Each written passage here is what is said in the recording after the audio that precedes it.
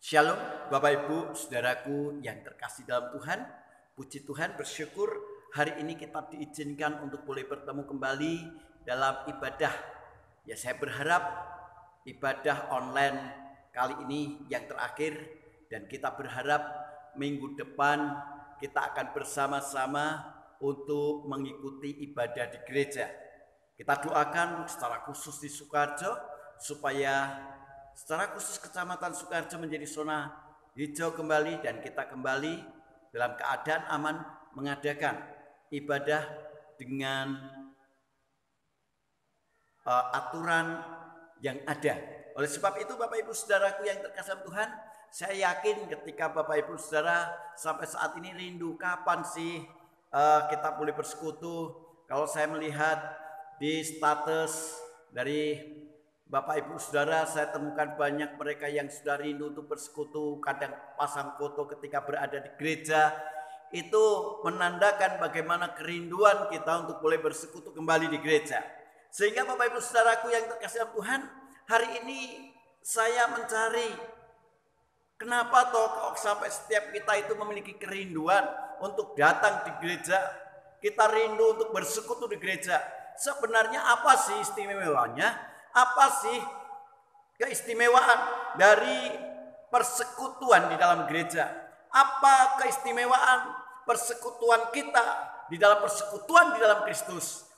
Kita akan lihat jawaban itu di dalam kitab Filipi pasal yang kedua ayat yang pertama. Disebutkan di sana demikian firman Tuhan. Jadi karena dalam Kristus ada nasihat, ada penghiburan kasih, ada persekutuan roh, ada kasih mesra dan belas kasihan. Karena itu dan selanjutnya, saudaraku, disebutkan di sana ayat yang pertama ini menjadi alasan dari mengapa orang Kristen itu bisa bersekutu. Yang diharapkan di dalam ayat yang kedua sampai berikutnya disebutkan di sana harapan dari Paulus adalah supaya ketika dasarnya ini keistimewaan orang Kristen, supaya kita punya nilai kerendahan hati dengan kesatuan hati. Dengan kerendahan hati dan kesatuan hati inilah yang menjadikan, menyempurnakan keistimewaan persekutuan Kristen. Sehingga Bapak Ibu Saudaraku yang terkasih dalam Tuhan, kita perhatikan mengapa persekutuan orang Kristen, mengapa persekutuan di gereja itu istimewa buat setiap kita. Di sana disebutkan ayat yang pertama, jadi karena dalam Kristus ada nasihat. Ingat, persekutuan kita itu istimewa karena kita ada di dalam Kristus. Kita bukan sekedar organisasi. Pernah saya katakan bahwa gereja bukan sekedar organisasi, bukan. Gereja bukan sekedar organisasi kemasyarakatan, bukan. Tetapi gereja itu menjadi organisasi yang istimewa karena apa? Di dalamnya kita ada Kristus yang memimpin kita, yang menuntun kita, sehingga keistimewaan persekutuan Kristen itu sangat istimewa. Karena apa? Ada Kristus. Kristus yang memimpin kita, Kristus yang melindungi kita, Kristus yang membimbing kita, Kristus yang mengayomi kita, dan Kristus itu menjadi sumber dari persekutuan. Itulah yang menjadikan kenapa persekutuan Kristen itu sangat istimewa. Bapak Ibu Saudaraku yang terkasih dalam Tuhan, jadi persekutuan Kristen itu istimewa karena ada Kristusnya.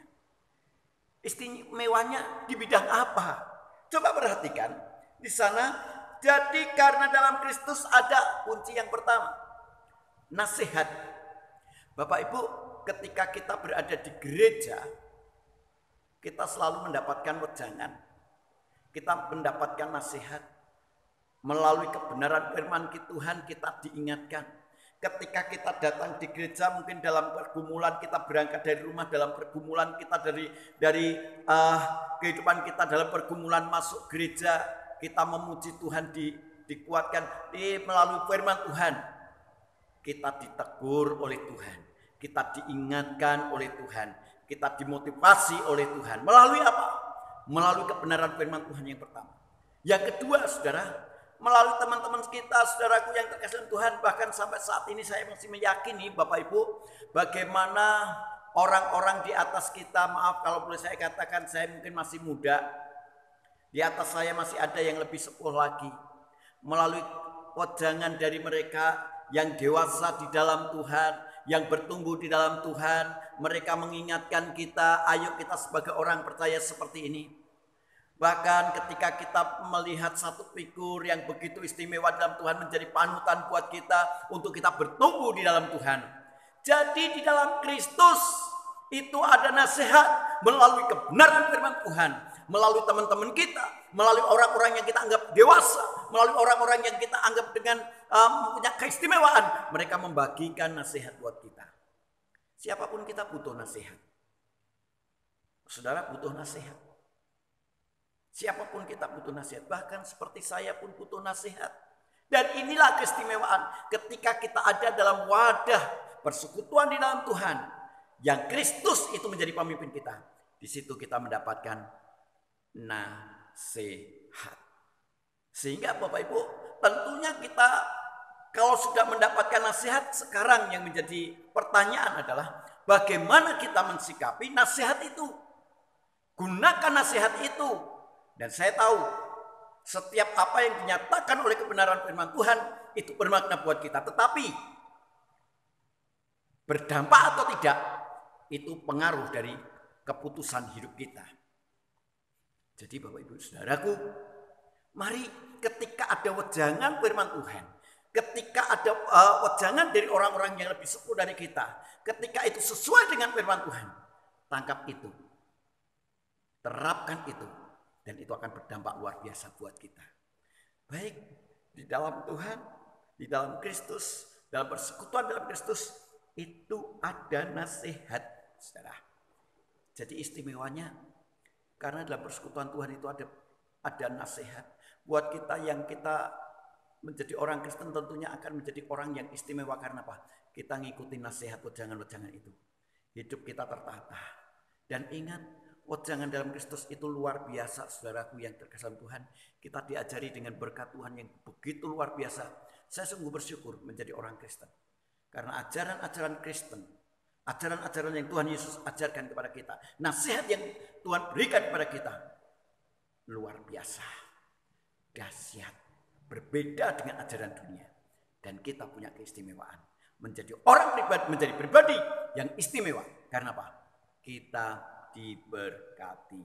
Oleh sebab itu Bapak Ibu Saudaraku, di dalam Kristus ada nasihat. Yang kedua, di sana dikatakan ada penghiburan kasih, saudara.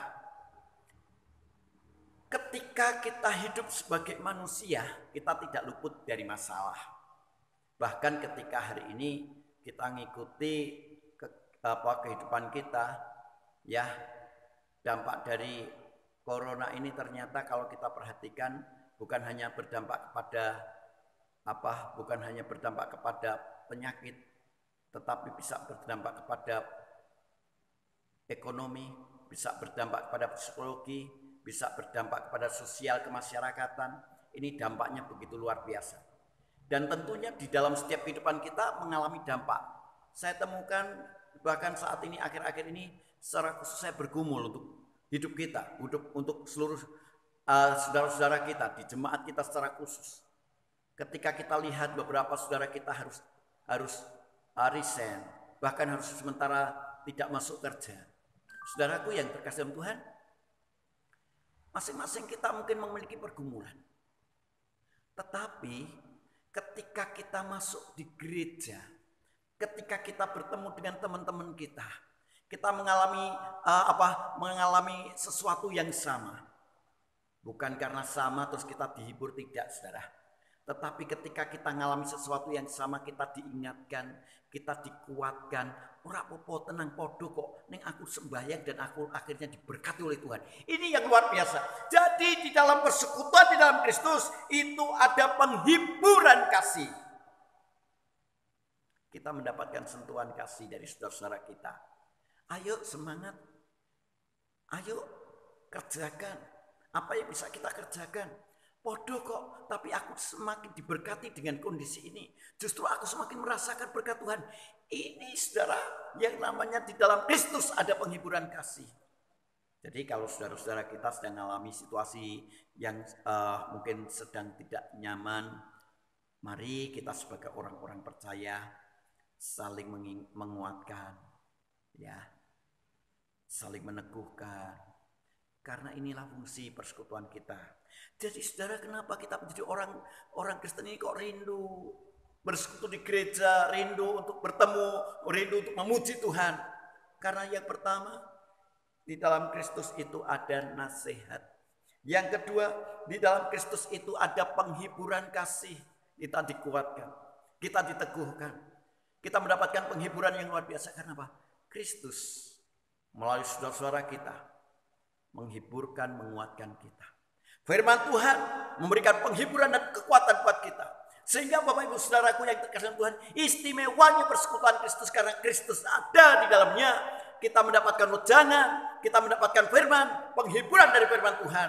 Dan kita juga mendapatkan orang-orang yang sudah dikuatkan, diteguhkan oleh Tuhan menjadi kekuatan penghiburan buat kita. Ini keistimewaan bagi persekutuan di dalam Kristus.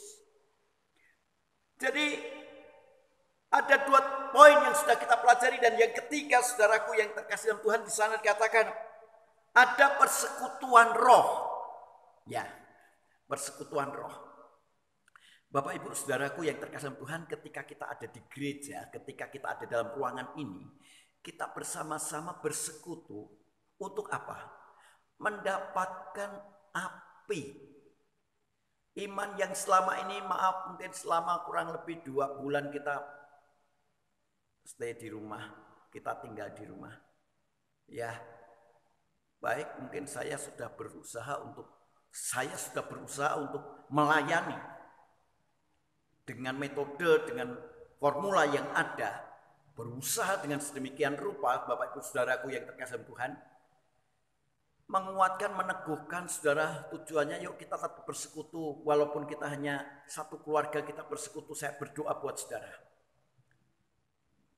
Tetapi Bapak Ibu Saudaraku yang terkasih Tuhan, berbeda ketika kita ada di gereja.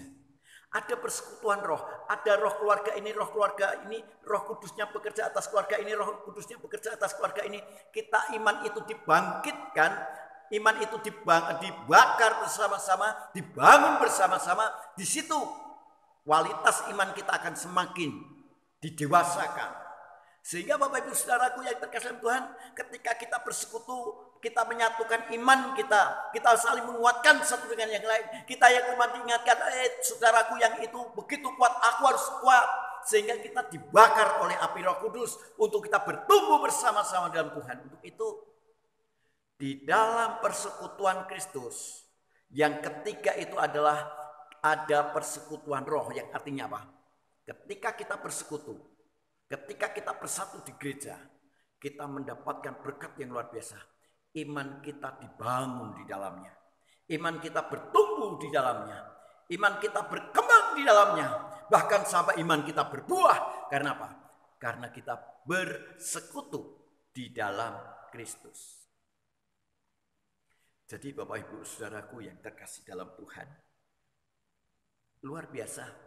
Jadi itu istimewanya persekutuan di dalam Kristus. Yang pertama ada nasihat, yang kedua ada penghiburan kasih, dan yang ketiga ada persekutuan roh. Yang keempat yaitu ada kasih mesra, Bapak Ibu. Ya, ada kasih mesra.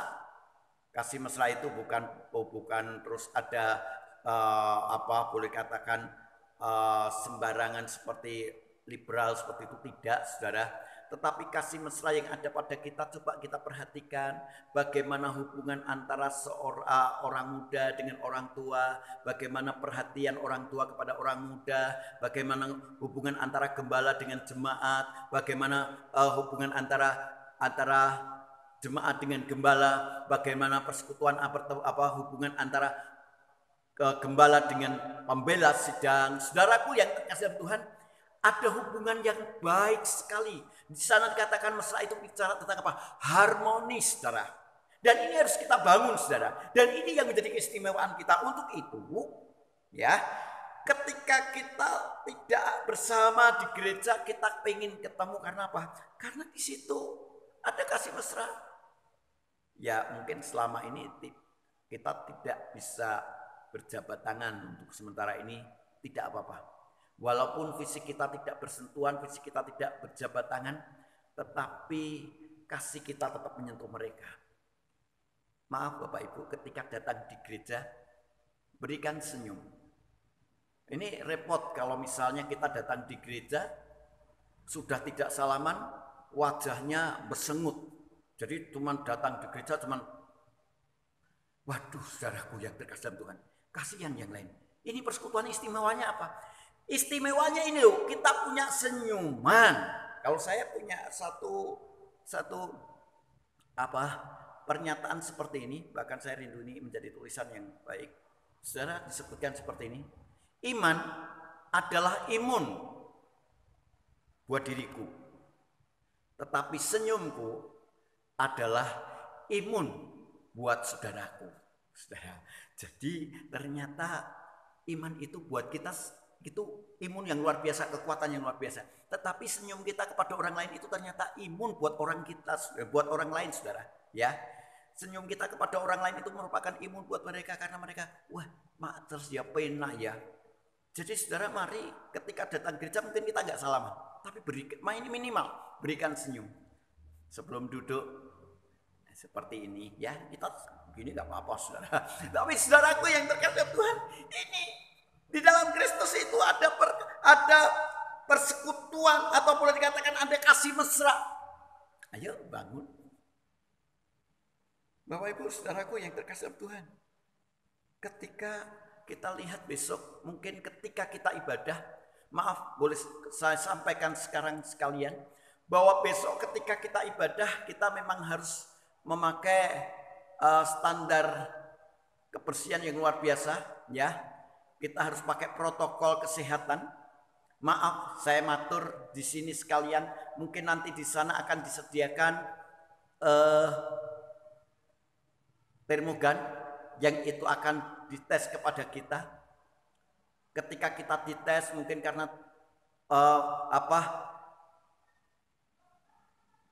termometer kita atau boleh katakan panas suhu badan kita itu lebih dari 27, maaf. Dengan kasih mesra diingatkan, maaf ya demi kebaikan bersama karena ini aturan, kita ada satu tempat. Saudara harus menyadari ini demi kebaikan, demi baikku dan juga demi baik saudaraku. Aku diizinkan di ruang yang mungkin agak berbeda. Bukan berarti tidak boleh ibadah, boleh saudara, tetapi akan saya sediakan di ruang yang di sebelah. Tolong ini dicermati. Melalui kasih mesra ini kita bisa melihat, aku bisa menerima ini. Nah, ini yang menjadi kenapa keistimewaan orang Kristen itu punya persekutuan yang luar biasa. Karena apa? Ada kasih mesra. Sehingga nanti ketika ada petugas yang mengukur suhu badan kita dengan termogan Z, ternyata suhu badannya adalah 37, sekian. Maaf Bapak sementara, Ibu saudara sementara berada di ruang ini nggih. Enggak apa-apa nggih. Yang ngaturi juga dengan lemah lembut kasih mesra. Yang seperti itu juga menerima. Oh ya enggak apa-apa. Ini demi baik. Ini kasih mesra saudara. Jadi ketika kita juga harus berada mungkin dengan harus cuci tangan, kita harus membersihkan dengan hand sanitizer. Di situ kita belajar untuk bisa, oh ya nggak apa-apa, terima kasih. Jangan ketika mungkin ada petugas gopok, jangan saudara. Orang yang punya kasih mesra, oh ya, oke, terima kasih. Ini akan menjadi istimewa sekali persekutuan kita saudara. Diterapkan besok minggu yang akan datang. Untuk itu mohon untuk bisa menerima. Ayo kita wujudkan kasih mesra itu kepada sesama kita. Ya, ketika ada petugasnya nanti bukan kepolisian, enggak, saudara, bukan dari kedokteran, tidak, tetapi dari kita sendiri. Dan nanti mohon untuk kita bisa mengerti ini. Sehingga Bapak Ibu saudaraku yang terkasih Tuhan, kasih mesra ini loh luar biasa. Ayo kita terapkan besok minggu saudara. Ya, jadi kerinduan kita nanti akan betul-betul terobati di minggu depan. Kita doakan supaya bisa terlaksana. Yang terakhir saudaraku yang terkasih Tuhan. Yang terakhir adalah ada belas kasihan. Ya, ada belas kasihan. Di dalam Kristus, di dalam persekutuan dalam Kristus, dalam persekutuan Kristen, poin yang terakhir itu karena apa? Istimewa itu karena apa? Karena ada belas kasihan. Oke. Bapak Ibu, kalau kita perhatikan kenapa kita harus, maaf mungkin nanti ketika kita ibadah kita berada yang mungkin suhu badannya agak berbeda di tempat khusus menerima. Karena apa? Kita punya rasa belas kasihan. Nek aku, kalau aku misalnya berada di sini, nanti aku berdampak negatif buat orang lain. Kita bisa menerima itu. Sehingga saudara, pikiran kita bukan ke akunya, tetapi aku punya rasa mengasihi orang lain. Dengan apa? Dengan aku bisa menempatkan diri. Ketika mungkin orang lain yang mendapatkan suhu 37 di sana, maaf, yang ada di dalam ruangan ini nggak boleh berkata itu kena, itu kena. Enggak, saudara. Tidak, itu bukan berarti kena, cuman kita betul-betul mengantisipasi untuk itu. Sehingga Bapak Ibu, kalau kita melihat di sini belas kasihan itu bicara apa? Kita bisa tepos liro, saudara. Dengan siapapun kita tidak boleh mengultimatum. Kayak kena, enggak, saudara. Atau kalau sudah kena, sudah suhunya berbeda terus kita sisih. Tidak, saudara. Cuman kita harus bisa memiliki rasa belas kasihan kepada orang lain. Kenapa saya meminimalkan untuk bisa keluar rumah? Walaupun sekarang ini masa-masa ini saya begitu sibuk, saudara. Ya, banyak pekerjaan di luar yang harus saya kerjakan. Tetapi untuk bermain, untuk santai di luar saya minimalkan. Hampir saya tidak pernah.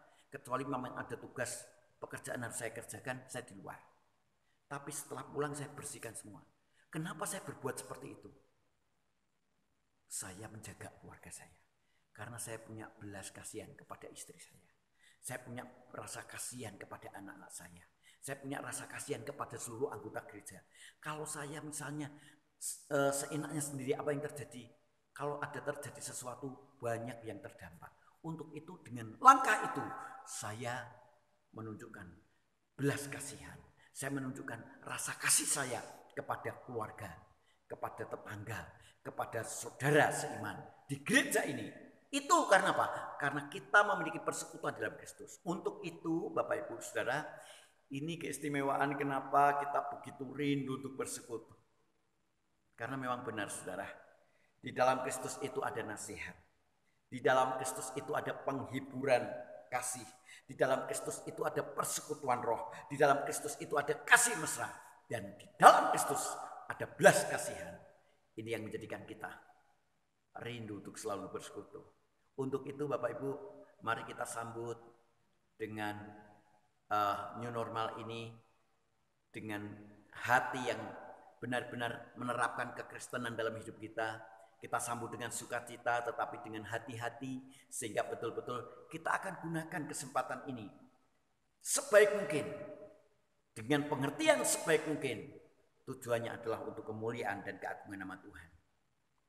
Baik Bapak Ibu Saudara, saat ini kita akan bersama-sama berdoa bersama supaya Tuhan memberkati setiap hidup kita. Tuhan campur tangan buat setiap hidup kita, dan senantiasa Tuhan menyertai setiap apapun yang kita kerjakan. Mari kita berdoa. Kami bersyukur Engkau memberkati kami ya Tuhan. Hari ini Engkau campur tangan untuk setiap hidup kami. Engkau memberkati kerinduan kami. Dan ternyata kerinduan kami dijawab oleh Tuhan. Kami rindu Bapa, minggu depan kami boleh bersekutu di gereja. Untuk itu Bapa, pada kesempatan ini kami rindu Engkau memberkati segala persiapan yang ada. Engkau memberkati setiap hati kami. Engkau memberkati setiap kerinduan kami. Dan kami diberkati oleh Tuhan dengan berkat kekuatan kesehatan. Masing-masing kami dilindungi oleh Tuhan. Untuk itu Bapa, pada kesempatan ini kami rindu Tuhan juga memberkati kehidupan kami. Baiklah Bapak Ibu Saudaraku yang terkasih dalam Tuhan, angkatlah tangan dan terimalah berkat Tuhan. Bapak Ibu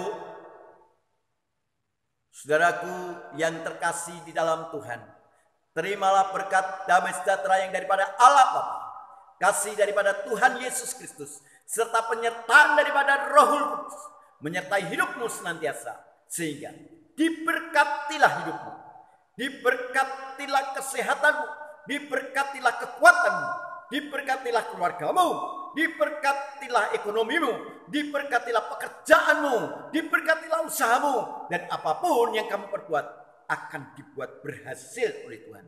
Sehingga damai sejahtera Allah yang benar-benar melampaui segala akal akan memelihara hati dan pikiranmu dalam Kristus Yesus dari saat ini sampai Maranatha. Haleluya. Amin. Bapak Ibu, demikian yang dapat saya sampaikan, kiranya ini boleh menjadi berkat buat kita. Kerinduan kita akan segera terobati. Kita bertemu lagi dalam persekutuan, dalam ibadah yang akan kita adakan di minggu yang akan datang. Shalom.